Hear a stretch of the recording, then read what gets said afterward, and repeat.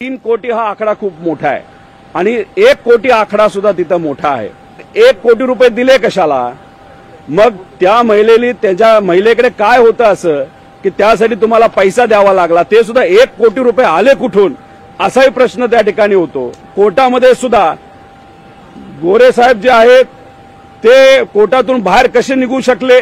कारण का ती महिला आणि त्यांनी कुठेतरी एक करार त्या ठिकाणी केला होता की त्या महिलेला कोणी त्रास देणार नाही। मग तो करार त्यावेळेस करण्याची कारण काय? हायकोर्टमध्ये ज्या जज महिला होत्या त्यांनी त्या बाबतीत ताशिरे काय ओढले?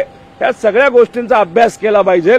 एखादी व्यक्ती लाच घेत असेल तर त्या व्यक्तीला एवढी गोष्ट माहित असली पाहिजे ना की एखाद्या मंत्र्यांवर आपण जर आरोप केले आणि त्या आरोपामधून म्हणजे आरोप झाल्यानंतर आपल्यावर 4 लोकांचं लक्ष असेल, मग 1 आणि 2 कोटी रुपये जर देताना तुम्ही स्वीकारले असतील तर याचा अर्थ तुम्ही केलेले आरोप खोटे आहेत।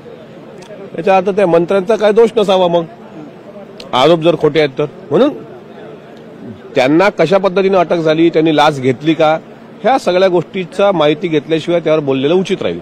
साधारणतः एखादा चांगला नेता कुठल्या पदावर पोहोचला तर त्याच्या मागे ज्या पद्धतीने त्यांचे चाहते असतात तशी विरोधक देखील असतात। अनेक वेळा विरोधकांच्या मार्फत नेते मंडळींना फसविण्याचा प्रयत्न त्या ठिकाणी होत असतो, परंतु मला पूर्णपणे विश्वास आहे की जयकुमार गोरे हे जर का निर्दोष असतील तर निश्चितपणे याच्यातून सही सलामत हे होतील। ती जी महिला ज्यावेळेसपासून ती आरोप करते त्यावेळेसपासून आम्ही सांगत होतो की ती ब्लॅकमेलर आहे, ती मुद्दाम जयकुमार गोरेंना बदनाम करण्याचा प्रयत्न ती करते आहे। आणि काल ते सगळं तिचं पितळ उघडीस आलं, ते सगळं पकडलं गेलं आणि तिच्या फोन कॉल्सच्या माध्यमातून अनेक याच्या मागे कोण कोण होतं, कोणी हे सगळं षडयंत्र रचलं होतं, कोणी जयकुमार रावलच्या माध्यमातून जयकुमार गोरेंच्या माध्यमातून सरकारवरती हमला करण्याचा कसा प्रयत्न झाला होता, याच्यात अनेक लोकांचे